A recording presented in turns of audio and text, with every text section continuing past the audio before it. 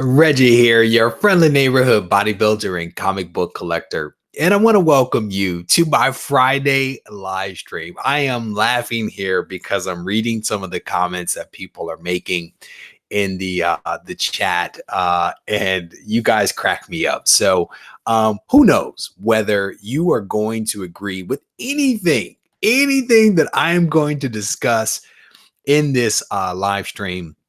My assumption is that maybe one out of four picks people will agree with, because there's a couple of very unusual ones here. As I've been spending time exploring different time periods in comic book history, I have decided to pull together a couple of maybe one obvious and maybe three not so obvious choices. I could have stretched it to five and made it like two obvious and then three non-obvious, but I decided to just roll the dice and be completely unusual and just have four picks. Who does four? Most people are like 5 or 10. I'm like 4. Why? Because it's different. So I want to say hello to you guys here. As people are flowing into the room, I want to say hello to some comic book swojas who are spending a little bit of time with me here. IMJ says, I already like the title of this video, comic content over cool covers, thumbs up. Harvey Abel is in the house. How you doing, brothers? Good to see you. Zorro is here. Who else do we have here? Omega Comics is in the house. Johnny Lane is here. Undead Mousy, my brother, stay here because I have some stuff for you, brother, that I think you're going to dig. Party Time Comics is here. Young T is in the house. Randy Resnake is in the house. Joker 19 is here. Zach Hall is here. Rye is here. Hawaiian Punch in Your Face. How you doing, brother? It is good to see you. He says he received. So people laughed at me. People laughed at the Purple Rain. They laughed at Prince. But people like Prince, man. The Prince comics that I picked up as part of a collection of all newsstand books the other day, Hawaiian Punch in Your Face 72 actually reached out to me. He wanted a copy, so I hooked him up with a copy, and I think that he received it yesterday and hopefully is happy with the overall condition and quality of that book. I have no telepathy. Oh, brother, you are funny. So his old name was I Have Telepathy. Now it is I Have No Telepathy. Well done, sir. Ruben is in the house. Ariel is here. Last Ranger is here. Michael P is in the house. It's good to see you guys. And again, I want to thank you for spending a little bit of your Friday with me hanging out here. So I decided to do something a little different. I decided to, because I've been exploring different time periods of comics. You know, I read old stuff, I read new stuff, because people are always asking, do you only read old? I read a little bit of everything. And so I've been kind of dancing around reading some stuff, and I've come across a couple of books that I think are really cool. And this video is not about buy these books because they are going to go up in value. No, I don't know what's going to happen with the value. What I'm really focused on in this video is not even the covers, not even the value. It's more about, hey, this is actually a cool story. So even if you don't buy it, you might want to read it because it's a cool story. At least I think that they're cool stories. And at the end of the day, you guys will tell me whether you agree with that or not. Dennis is here. Sidian is here. Fabian is in the house. So I don't know whether you guys are going to agree with me, but again, this is all about like content. And I think that sometimes we focus too much on the dollars and cents of things. Sometimes we focus just on artwork, and that's not a bad thing. But again, part of what I like to do is to offer some different things up for people to kind of consider, things that are not necessarily expected. And so that's what this video is about. So the first one, we're going to start with maybe one of the more obvious. And Undead Mousy, I think you may get a kick out of this, brother. The first one, and what I want to try to do as I go through some of these is not necessarily give away the whole premise of this thing, because I think you guys might want to read it, might want to enjoy it. And if I tell you everything, then you won't necessarily get the same out of it that maybe I did when I just walked into it. The first one is maybe an obvious one. Maybe this is, I actually don't own this book. I'm actually in the process of trying to get my hands on it, but this is Superior Spider-Man. Superior Spider-Man #1. And again, I don't own it, so I'm actually reading this series on the iPad on Marvel Unlimited. And I am right now, where am I? It's not even shown. Oh, I'm on book number 6. Now I've read that many of them. And the Superior Spider-Man is really, really good. Superior Spider-Man. Thank you, Dino. Dino's making a comment about the backdrop back there. If you guys can't see that, I've basically revamped the entire back comic book wall. And we've taken down some of the Kirby stuff. We've taken down, what was that? What else is up there? X-Men, maybe?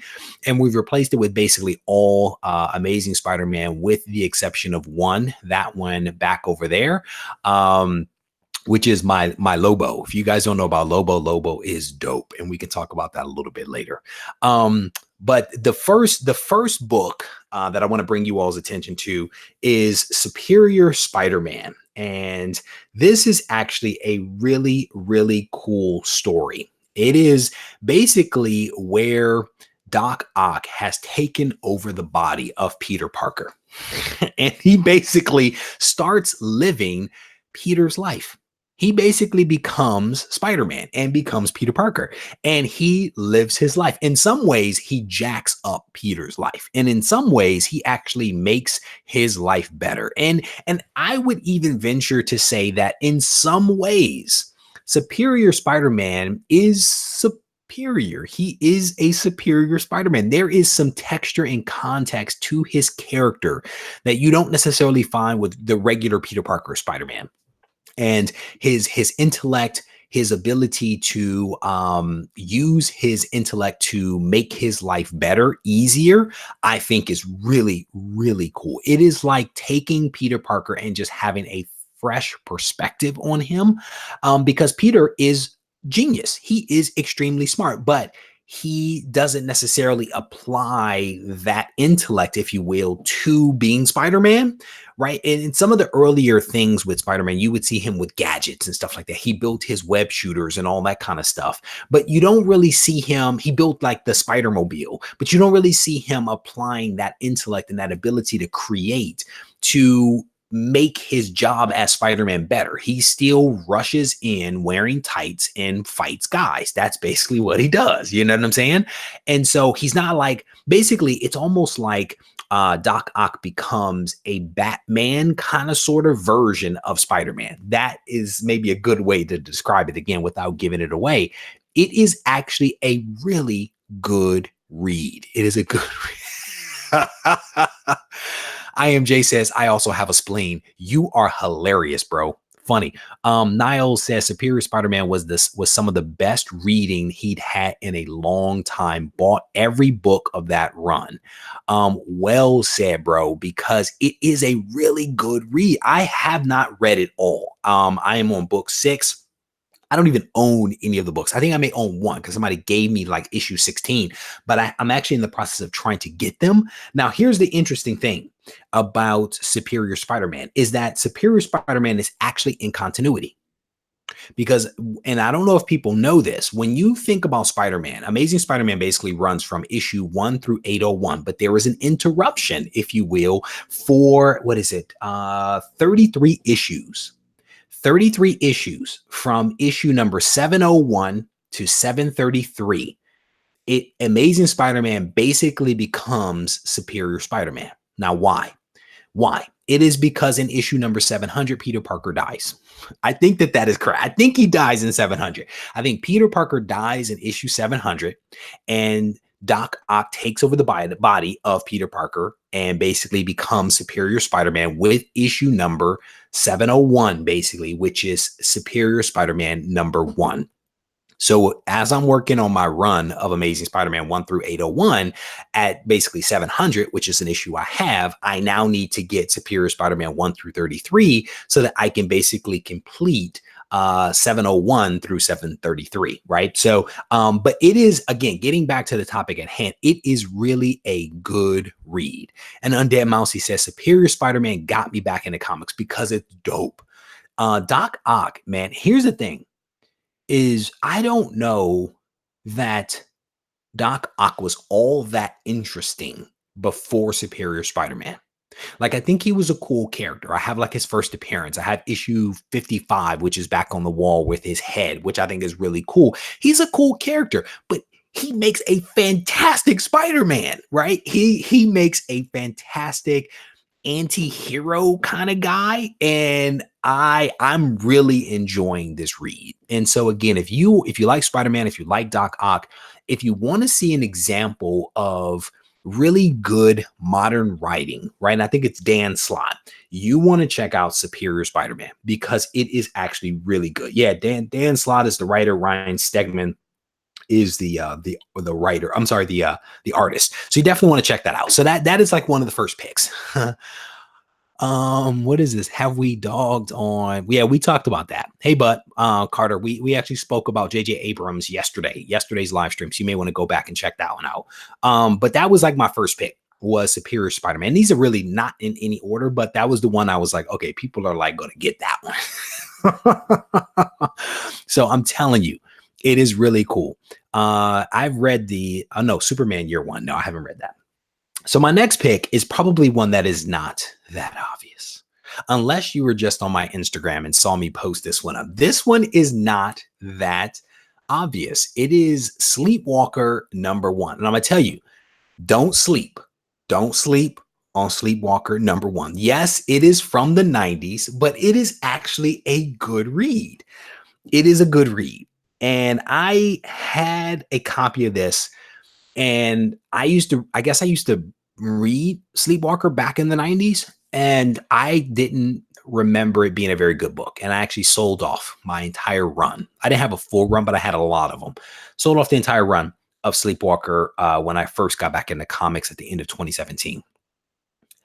And then a couple of days ago, I started reading Sleepwalker and realized that that was a huge mistake. And now, now I'm like kicking myself because I think I'm on issue like 9 of Sleepwalker, and it is really good. It is really good for a 90s book. It is really good. So the Sleepwalker is basically the best way to think about him is a member of a dreamscape police force.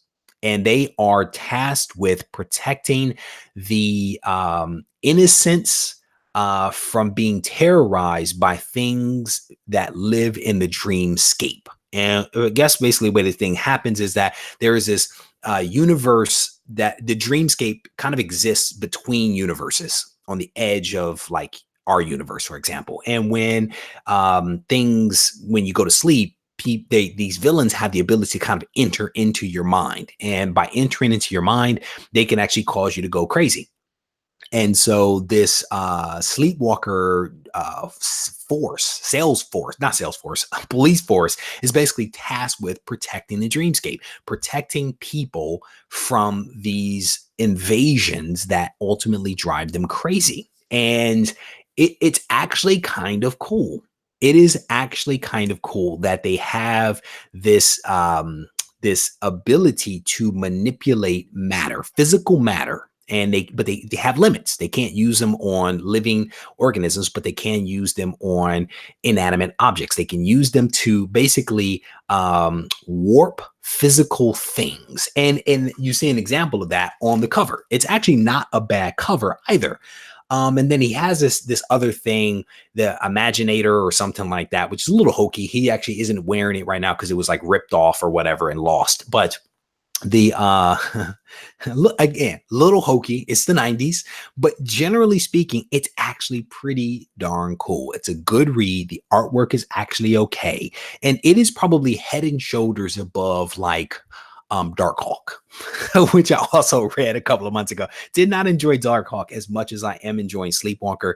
And unfortunately, right now, I only have one copy of Sleepwalker. I am trying to get some additional copies and maybe even some other issues of this because I actually enjoy it. And sometimes, sometimes you buy comics not necessarily because they're going to go up and have some intrinsic value, right? You buy them because you actually enjoy them. And that's what this stream is all about. That's what some of these picks are about, is who knows? I mean, Sleepwalker is probably $1 book. Who cares? I enjoyed it. It's a fun read. Took me back to my childhood, Omega Comics says he was able to find a whole run of Sleepwalker at Value Village for $30.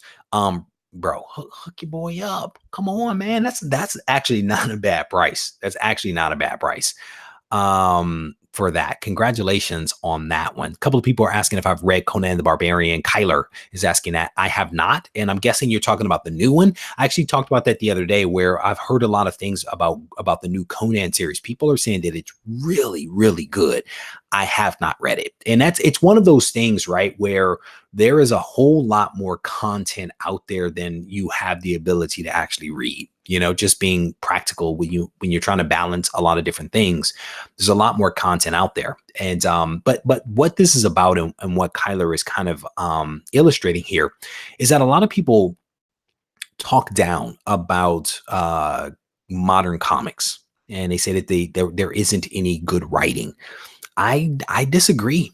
I disagree. There just at any point in time, there is always a mixture of good and bad writing and artwork, right? There is always that mixture. There are a lot of really well written comics that are still being made that also even have some fantastic art.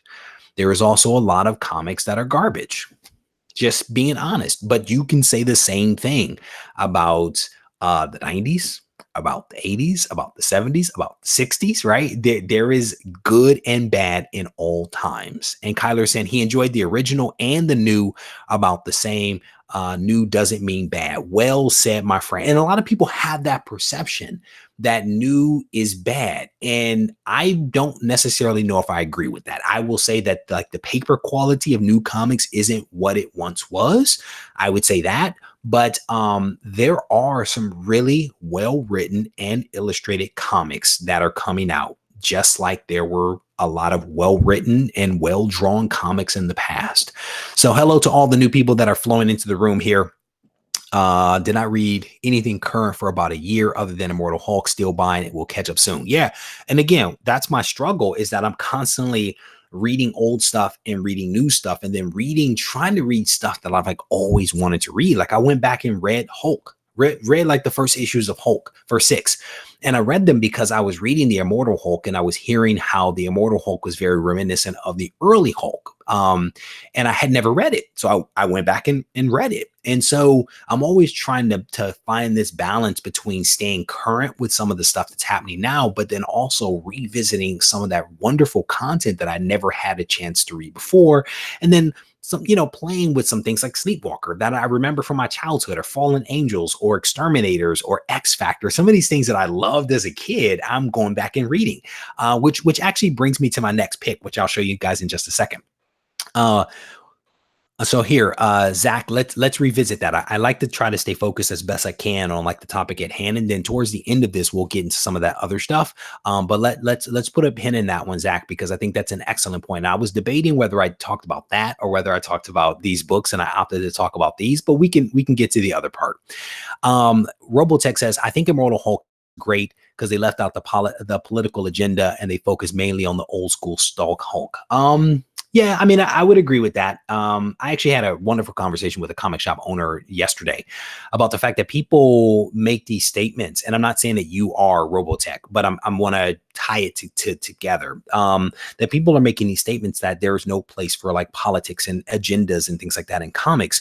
And the truth of the matter is that political statements, points of view, have always been expressed in comics. And I've actually done a couple of videos on that. Always been expressed in comics, always. And it's a question of how overt is it? Sometimes it is the point of a comic, and maybe that's where people have their issue, versus simply having it be in the backdrop of comics. And I think that that's an important distinction that you guys have helped me to kind of realize, that it's not about absolutely no politics in comics or whatever, or agendas. It's more about how prominent that actually is, and whether the story is just about that or just about really good content. And I think if you can tell a story that has some of the politics in there or agendas or whatever it is, but you're telling a really good story that is a really good story, I think that that matters a whole lot.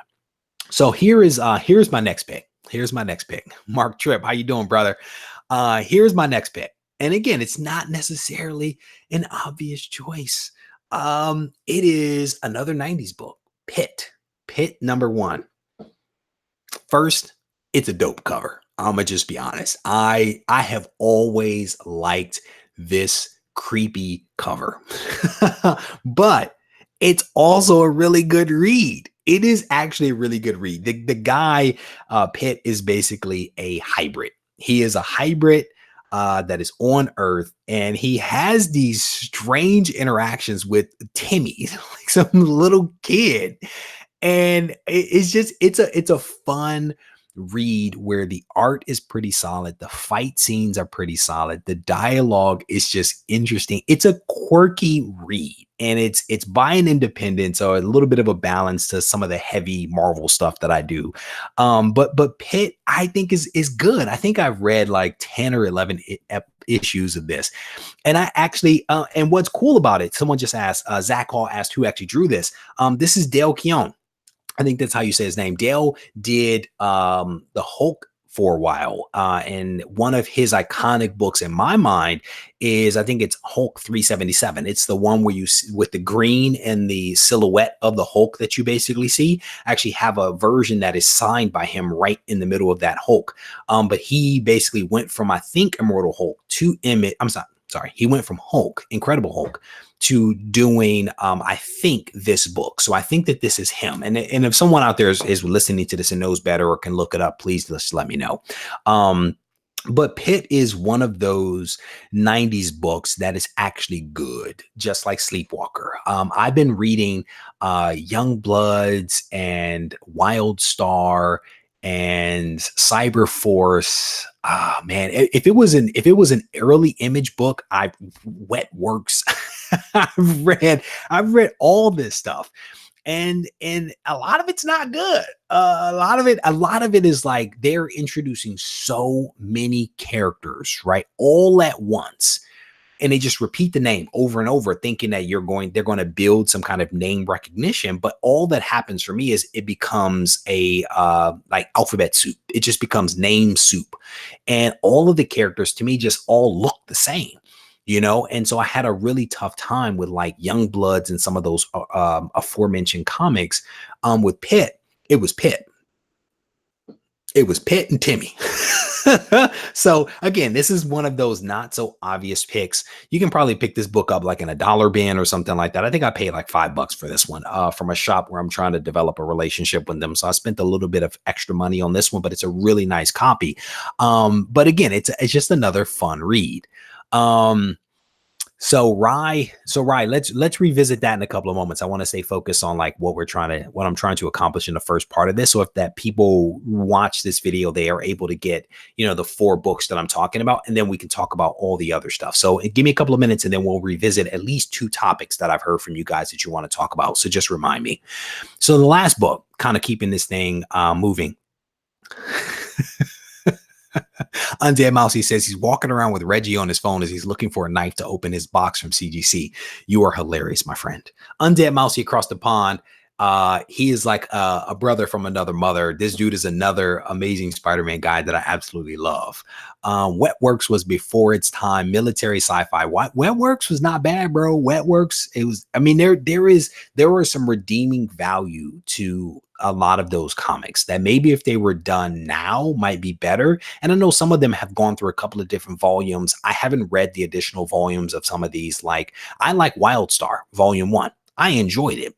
I have not read Volume 2 and I think Volume 3. So at some point, maybe I will, but I'm going back reading a lot of the old stuff. Image and Valiant were knockoff of Marvel and DC.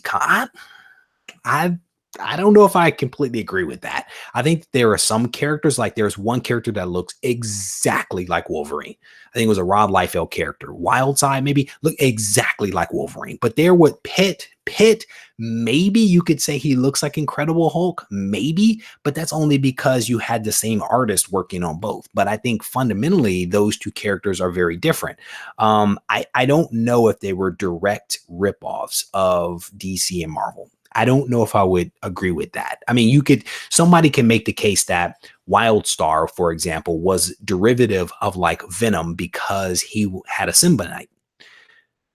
But that's kind of sort of where the similarities would end, and it's like you can make connections in lots of different ways. So the last book, this one is actually one of the more obvious ones. And again, trying to stay focused so I can get through these four and then we can get to some other topics and revisit some things.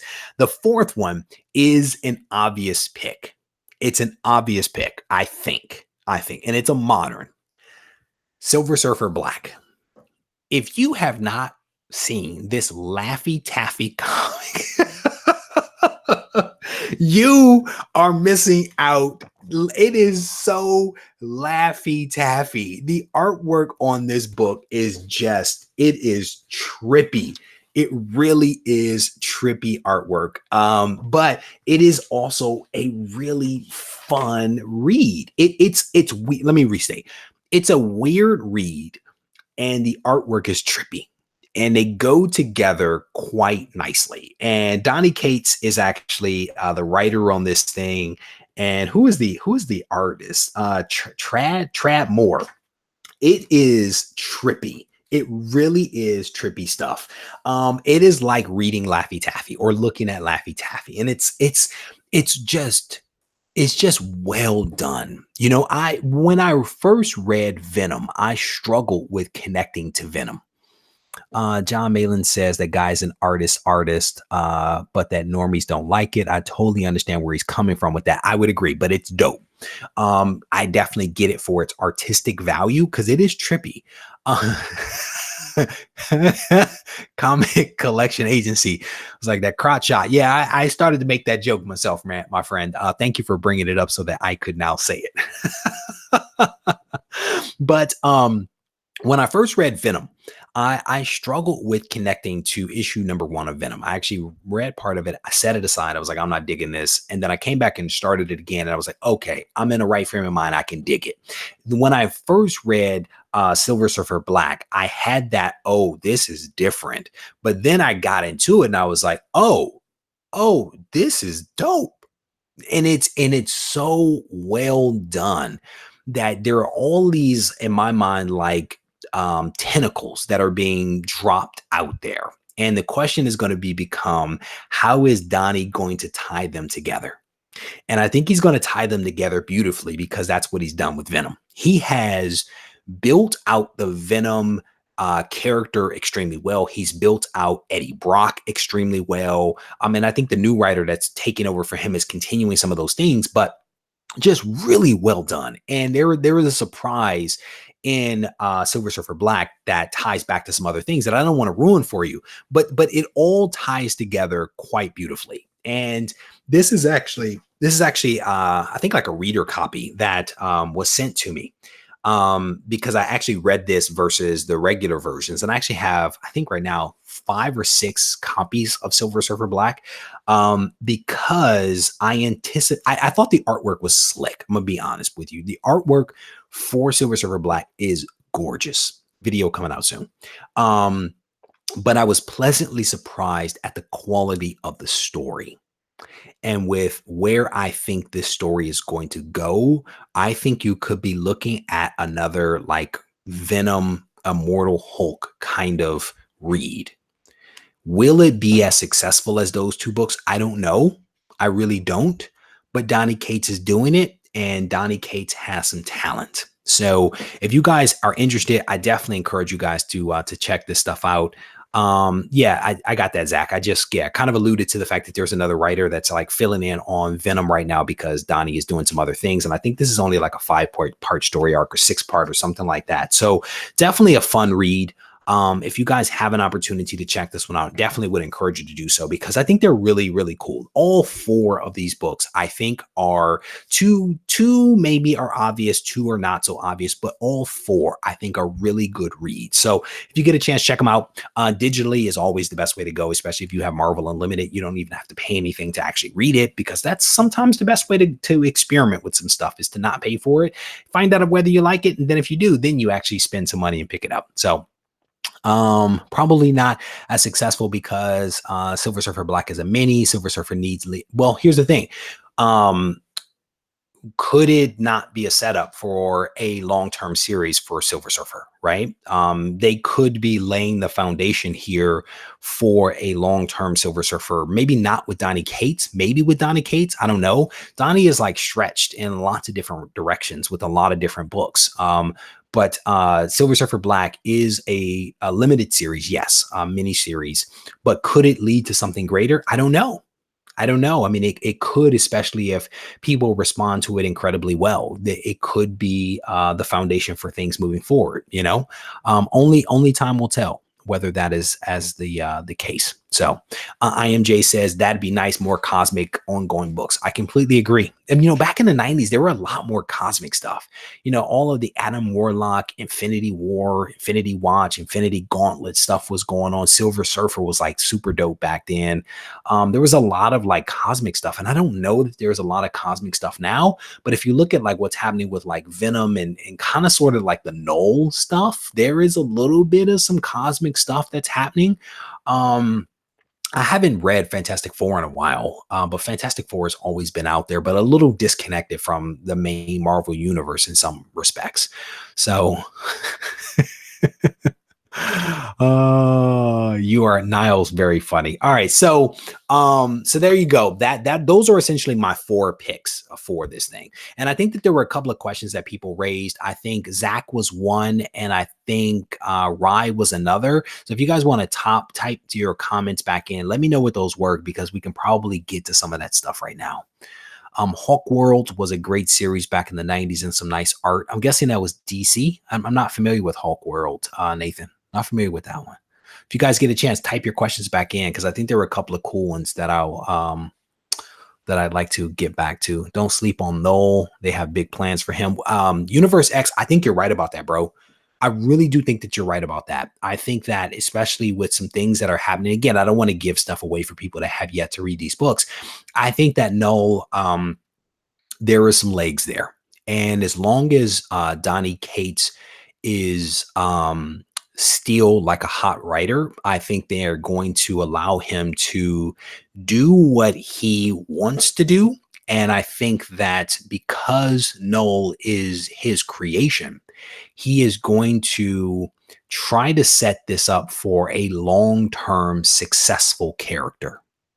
That's my belief, right? This is a character that he owns, and that if because he is the hot writer, he is going to do everything in his power to cement Null in the Marvel landscape. There are characters that, if you think back, Zach, I got you, bro.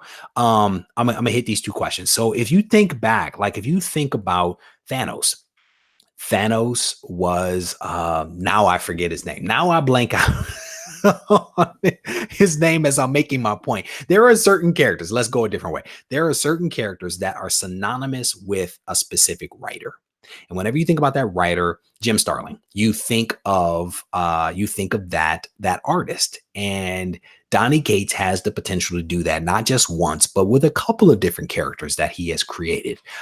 Cosmic Ghost Rider, however, is an amalgamation of a couple of different characters, unlike Null. Null is a unique character, and Donnie can do some big things with this long term. He's a young guy. He has a long career ahead of him, and he has a long time to cement Null in the minds of the Marvel universe and the Marvel landscape. And so if you have not picked up the first appearance of Null, you might want to. People have been asking, could Noel make his way to movies? Potentially. I don't see it happening near term, but potentially it could happen. Time will tell what happens. I think you need a big blockbuster, a large budget to make that happen. And I think you need a multi-movie deal to make it work really well, but it could happen. So Rye is asking the question about House of 10, Power of 10. I've spoken about this a couple of times. I think that, and I think most recently yesterday, I want to say, I think that those two books, House of 10, Power of 10, will lay the foundation for the X-Men moving forward. I feel that Marvel's decision and move to cancel X-Men titles that they just recently rebooted with Ed and some other folks working on, X-Men Disassemble and all that other stuff, their decision to terminate those projects signals to me that they are moving in a different direction. And by putting them with Jonathan Hickman, I think it says a couple of different things. Jonathan Hickman is visited heavily and influenced the Marvel movies. The directors and the Kevin Feige's out there like Jonathan Hickman. They are going to leverage what is done with House of 10 and Power of 10 to make movies. They are going to lay the foundation for X-Men comics with these two books for a while, for a long time. And this all in my head makes sense, right? But I think that these two books, if you are not picking these books up, you definitely want to check them out. I have already had conversations with some people that touch these books, and I'm like, so I want a nice stack of these because I think that these books are going to be dope. I think that these books will lay the foundation for movies of how the mutants will be introduced and brought to life on the screen in MCU movies. I think that these books are going to be big, and I'm going to read them and I'm going to buy them because I think that they're going to be awesome. I have seen some of the preliminary artwork for some variants that are coming out. Trust me, dope stuff coming. So, Ryan, hopefully that answers your question. And I'm not scrolling down in the comments here because I'm trying to stay focused on it too that I have held here. So I may have to revisit some of what I just said once I scroll down. So Zach Hall wanted to know about the re-release of Avengers Endgame. So for those that don't know, Avengers Endgame is going to be re-released, I think, at the end of this month. So people are expecting it, and my dates may be off. There's like a weekend right there, right before Spider-Man, the movie is released. And they are going to release Avengers Endgame. And they're going to release it for a couple of reasons. One of the reasons that they're re-releasing this movie is that they want to overtake Avatar as the single largest movie. I think I can't remember the exact term, but I want to say that Avengers Endgame is like 40 million behind Avatar, like 40 million. And their thought is that if they re-release this movie into theaters with some added bonus scenes, that we're all going to rush out and see it, and that will allow them to close that $40 million gap and overtake Avatar as the biggest movie ever. That is like an important part because that is a feather in the cap of the MCU and Marvel movies and will allow them to toot their horn going down the road. And that may sound bad, but it's not a bad thing. I mean, it is a thing. Who doesn't want to be the top dog when you're so close to being the top dog? But that is a huge part of it, is that I want to say that I can't remember. Vika is asking whether those numbers for Avatar are adjusted for inflation. I honestly don't know. I only saw like one report of the readout of the numbers, and it could have been adjusted for inflation because, then you are actually comparing an apple to an apple, right? So they're basically 40 some odd million dollars off. They want to close the gap. They want to overtake it. They want to be able to say that the MCU has the single highest grossing movie of all times. And that is awesome for a comic book company, for a comic book organization to be able to tout that. So I'm cool with that. So that's an important part that should not be missed. The other part of it is that they are including like some bonus footage, and I don't know if it's going to be like a director's cut. It wasn't clear from like the statements that I think it was Kevin Feige made that it was actually going to be like bonus material throughout the movie versus post-credit scenes and possibly tributes. And so people are thinking that the tributes that are going to be seen are going to be tributes to Stan Lee, that there's going to be, an extensive like tribute to him, moments of silence, that kind of thing. And then the other part is that there may be some post-credit scenes that kind of allude to things that could also be happening in the next phase of the MCU. It wasn't clear again whether the movie was going to be longer versus, hey, the movie's coming back out, and if you stay to the end, you might see some other cool stuff. That was kind of how I was taking it. It would be cool if there was director's cut stuff in there, extended scenes and that kind of stuff. That could be really cool, but I don't know if that's what it's going to be. And again, I don't know if it's more that they want to set up some things that are coming versus they are so close to being the king that they want to, drop another movie and close the gap, So we will see. We will see. Chris Barrett is making the point here that Avatar is too new for inflation to affect the amount of money that it made. I don't know whether that's true or not, but I think that again is an important perspective to kind of throw out there for people to be able to consider.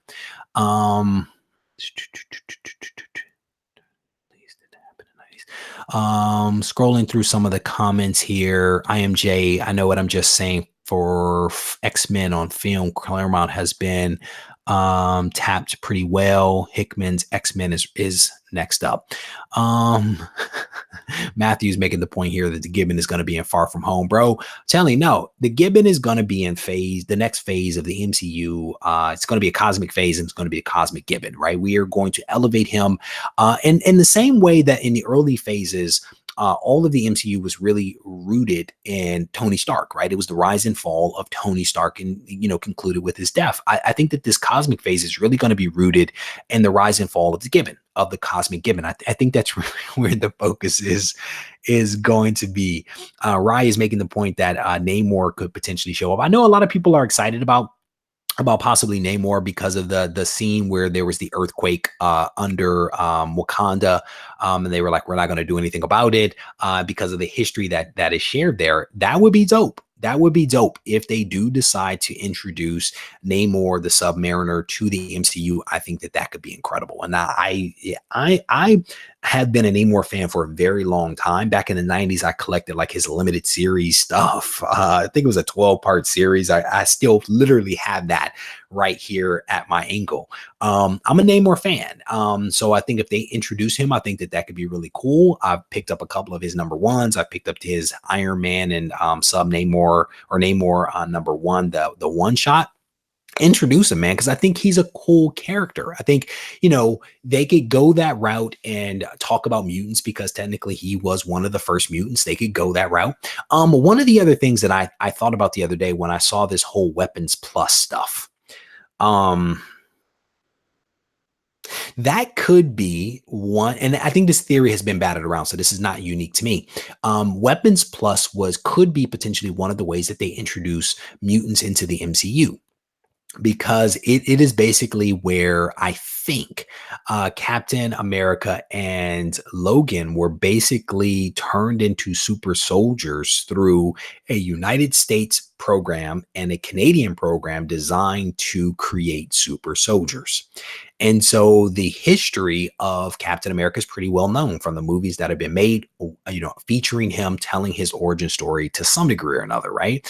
I think that you could potentially, with the comic book that is coming out, potentially use some of that source material later on down the road. And so that's another one of those books that I think is going to be a really cool book to read, but I think it could also be used as source material, maybe for a possible movie down the road. Now, I'm not saying that the whole movie would be based upon that, but some of the source, some of the information could be drawn from that source material and actually used in a movie. So Cloud Mover says, love Namor, but Aquaman is too close to him, even though Namor was first. Well said. That was actually a trivia question a couple of months ago.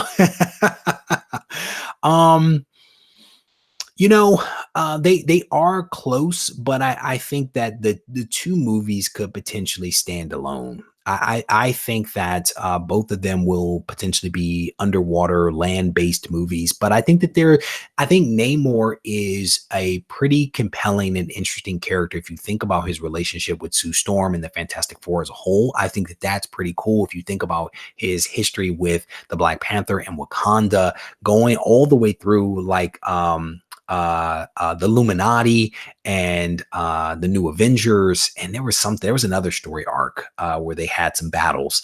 But that it's actually, he has a storied history that could serve for some really good movies, I think. And I personally don't know much about Aquaman, despite the thing in the backdrop over there. I don't know much about Aquaman, but I dig Namor. In-game is 74th adjusted for inflation. Avatar is 12th. Gone with the Wind is number 1 by a long shot and won't even be touched. That comes from Bello. Going on show.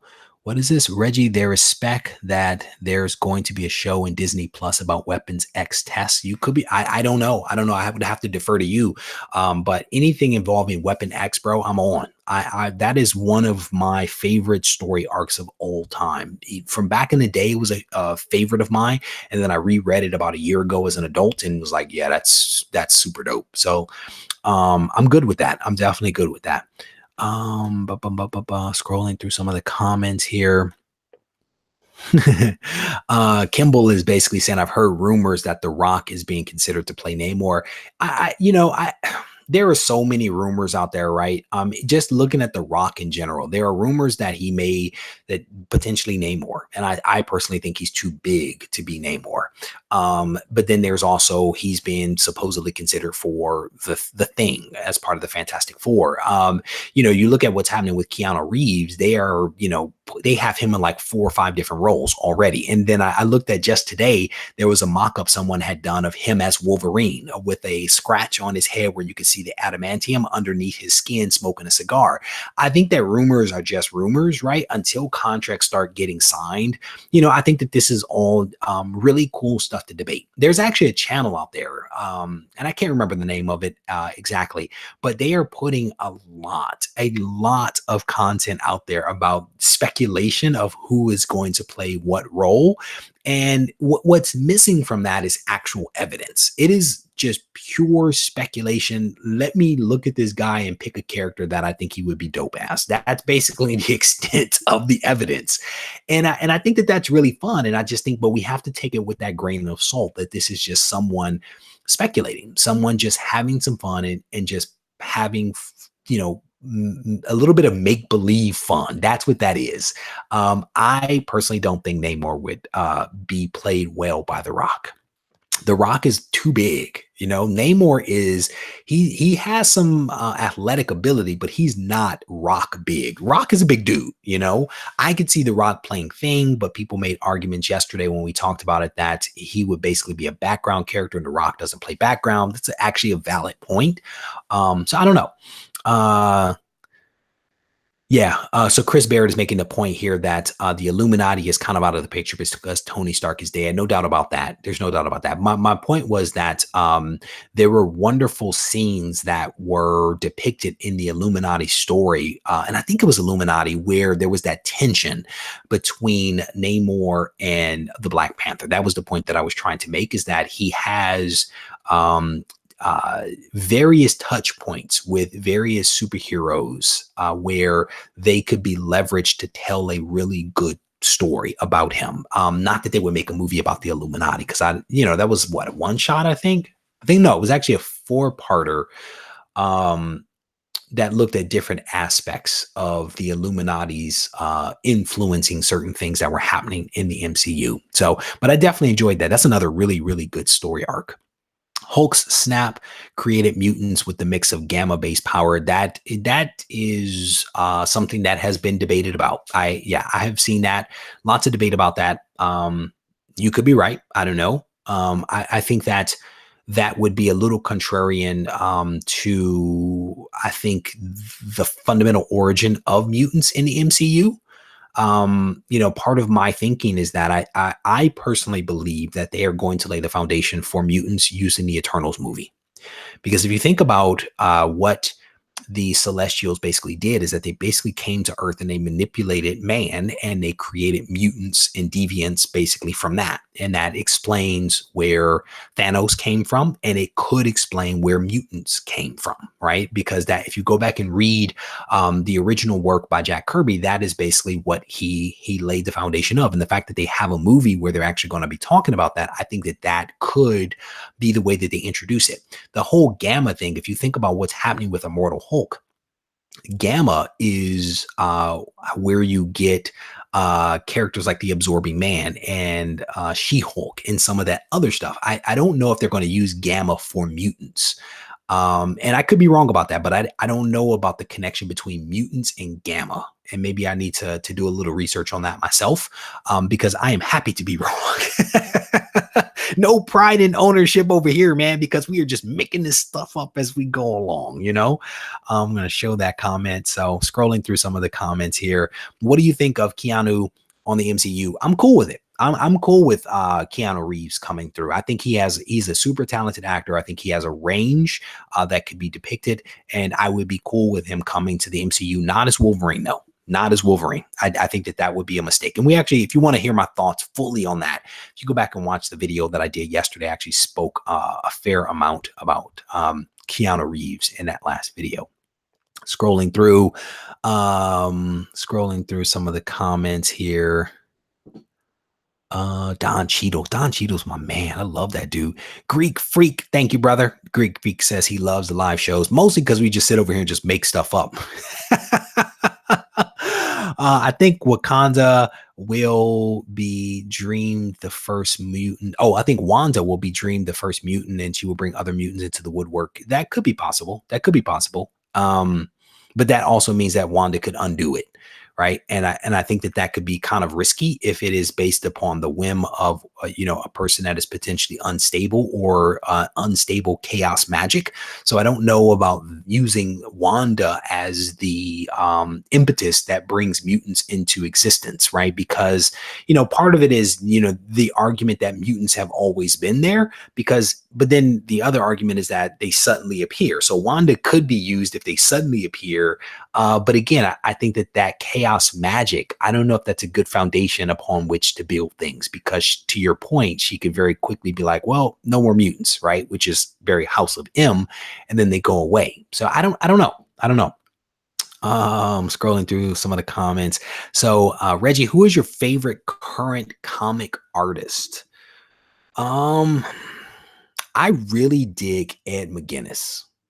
I really dig Ed McGuinness, especially some of his work on the Avengers when he was drawing that. I really like Ed McGuinness's work. I liked him from the Red Hulk back in the day. I like his work on Avengers. I'm still a big fan, of course, of like Mark Bagley and Jim Lee, just from my childhood. I think that they're super talented guys, so I'm still a fan of that. Yeah, so hopefully that answers that question. Scrolling through some of the comments here. Vika says Keanu needs a character that basically has no emotion needed. Silver Surfer. No. So from heroes to icons, I think he agrees with me that Eternals will help bring out mutants in the MCU. I personally, I think that is the best possible way to do it, because if you think about it, the Eternals movie, based upon everything that they told us, is actually going to happen in the distant past, going to happen way before a lot of the events that we saw in the Avengers movie and in Iron Man. And if you think about what the Celestials did, and what Eternals was about the three things that were basically created, right? There was like man, there were deviants, and then there were the celestials, right? Which, and from the deviants, from the celestials, you kind of get Thanos. And I think that that's where mutants are going to come from. That is just my fundamental belief. And if you haven't read Eternals, go back and read it, because you will see that a lot of that is there. And then if you kind of play it forward, you could introduce Galactus. You could introduce Galactus because Galactus was designed. He is a constant in the multiverse, and he is tasked with basically keeping the Celestials in check by devouring worlds. And this is a little bit of a retcon, right? But he basically keeps the Celestials in check by devouring worlds, and so you could introduce him. And why has Galactus never devoured the Earth? It's because of the preponderance of powered individuals, including mutants, that are on Earth that prevent Galactus from devouring the world.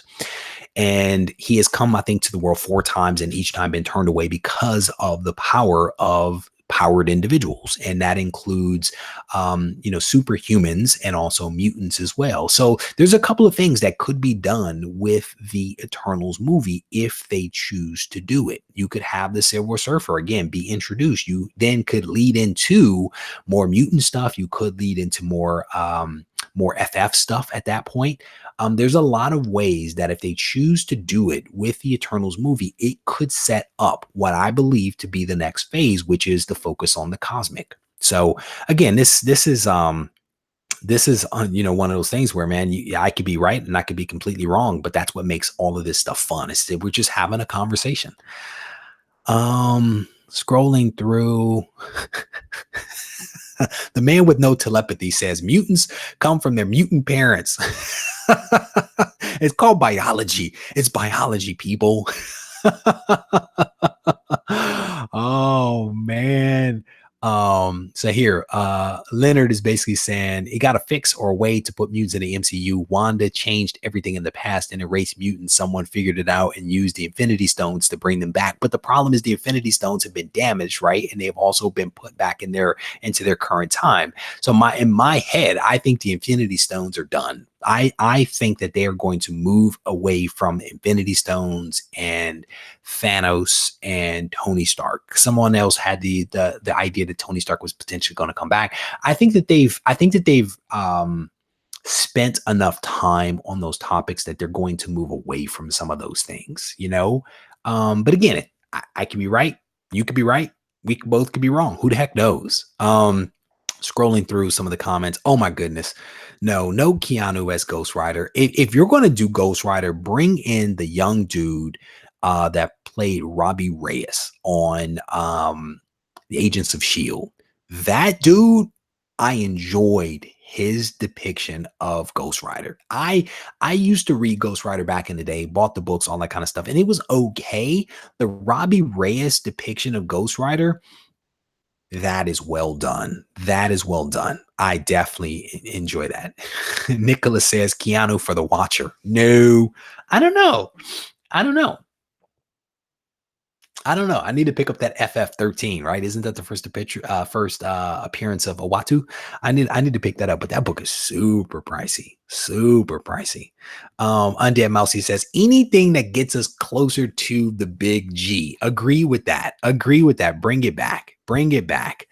Ghost Rider is getting a Hulu series with that guy. I think I did hear that. I think that that's a good move. I really do, because when I first heard that Ghost Rider was in Agents of Shield, I was like, well, how are they going to do that with the whole hell thing and the chains and the fire? They did it really, really well in Agents of Shield. And you know, if he gets his own series, I'll be watching it, because I think that that character makes Ghost Rider interesting and compelling. The character himself as a human is interesting and compelling with his brother, and then the Ghost Rider. I think it could be awesome. I think it'd be awesome. Robotech is saying X-Men could have worked around Extinction Agenda instead of, bro, Extinction Agenda is dope. I went back and reread that myself. Cameron Hodge, the Magistrates. Yeah, let's do some Extinction Agenda. That is really Jim Lee quintessential stuff for me from my childhood. So I'm definitely on board with that. Munir or Marcel says Regie for the Watcher. Let's do it.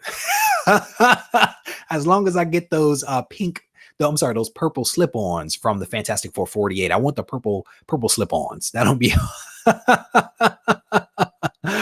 oh man. MCU could do anything. So we all just need to buy all first appearances. Hey, brother. I would say, I think the thing is, it's one of those things that I still try to buy books that I really enjoy. And I try to buy books that I think could be affected by the MCU. And I pick them up because I want them, and I would rather get them cheaply than get them more expensively later on, So I do actually prioritize some of my purchases based upon things that I think will happen in the MCU. Like a year ago, I thought the MCU was going to go cosmic. Will it happen? Who knows? But there are so many first appearances that I actually picked up as a result of that belief, that if I'm right, cool. If I'm wrong, I still enjoyed the books and I still have the books in my possession. Like things like the Beyonder's first appearance and the In-Betweener and the Gardener and, all that stuff. I went out and picked up all that stuff. Why? Because I have an interest in it. But then too, I feel that potentially anything could suddenly spike in value if there is a whiff, a rumor, an innuendo that it is going to be in an actual movie. So Tiger Fist says Keanu is Kitty Pryde. Oh, not Kitty Pryde. I think I have Kitty Pryde right here on my desk. I sure do. Oh man, some little Kitty Pryde and Wolverine team up. There you go. You guys are hilarious.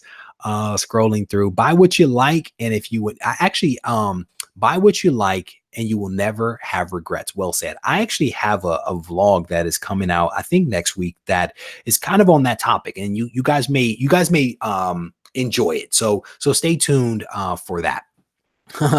Marcel is asking, he's making the statement. He wonders if Morbius will spike. I think Morbius has already spiked. Specifically, Amazing Spider-Man 101 is part of the reason why I don't have it. I think that book is already a little pricey. When they announced, what was it, earlier this year, that they were going to be making a standalone movie of Morbius. What I want to see spike is the polybag version from back in the day, because I have a couple of copies of those. So let's see that spike, you know. Greek Freak says, but I totally agree. That's why I'm always okay with getting more than one copy. Well said. That way, if you have more, and I think Chris from We Love Comics made this point the other day. If it's a book you love and you think that there is some long-term potential, buy multiple copies of it, sell what you don't need, and keep at least one copy for yourself. I think it's a really, really smart move, you know. Scrolling through some of the comments here. Golden Age Marvel boy number one, Atlas for the first quantum bands. Most people aren't aware of that one. Golden Age Marvel boy number one. I'm not even familiar with that. The quantum bands. Okay. All right. I'll have to look into that one. Scrolling through some of the comments. Yep. ASM 101 is a true key. It isn't going away. Yeah. I actually have a lead on one of those books. I'm actually waiting for some things to actually happen. So we'll see. Why doesn't Morbius get a movie and Craven? Wait a minute. Why does Morbius get a movie and Craven doesn't? So I